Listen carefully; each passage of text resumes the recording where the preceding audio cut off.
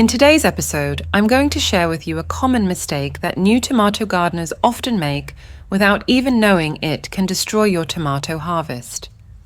There are two main types of tomato plants: indeterminate tomato plants and determinate tomato plants. And while they are both tomatoes, and the fruit is indistinguishable from each other, they behave very differently. Whether a tomato plant is a determinate or indeterminate variety will be clearly labeled on each seed packet or in the listing if you order your seeds online or from a catalogue. The overwhelming majority of tomato varieties are indeterminate tomatoes, so when you watch pruning tutorials online for how to best prune your tomato plants, you are probably watching videos on how to prune indeterminate tomato plants, and that can cause a major problem.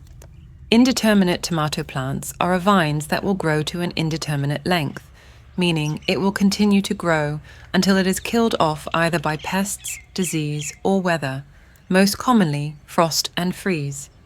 Indeterminate tomato vines can grow like crazy. They can produce suckers in between the leaf and the stem at the node, and then those suckers will grow into new main stems that will take over an area.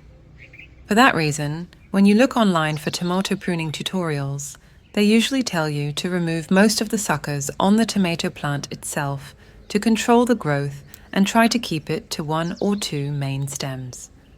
Single stemming has become very common because it is a great way to manage the growth of your tomato plants, maximize airflow, and keep them compact to a small space.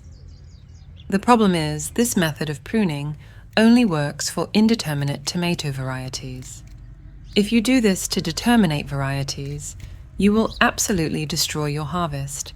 So if you're not specifically paying attention to the seed packets or to the varieties of the transplants that you're growing, and you're growing both indeterminate and determinate varieties and pruning them all the same, you will have a very bad harvest, and here's why. Determinate tomato plants are not vines. They grow as a bush to a predetermined height, hence the name determinate.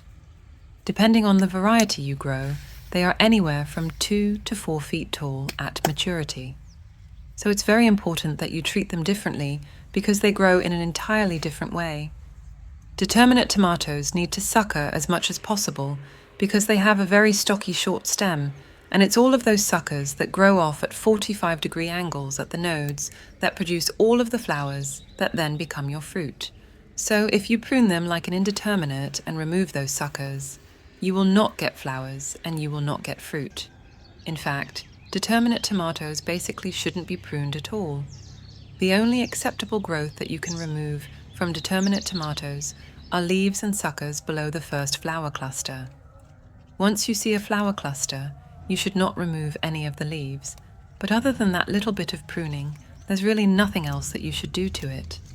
The only other time it's acceptable to remove foliage from a determinate tomato plant is if the plant is suffering from disease and has some diseased leaves that you can remove, or remove the first flower cluster if your plant is too short.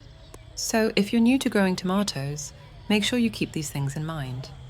If you're growing a blend of indeterminate, determinate, and dwarf tomatoes, and you're unaware and you treat them all the same, you can run into major problems that will negatively affect your harvest. If you're new to the channel, please consider subscribing and hitting the bell to receive new video notifications. Your support is greatly appreciated.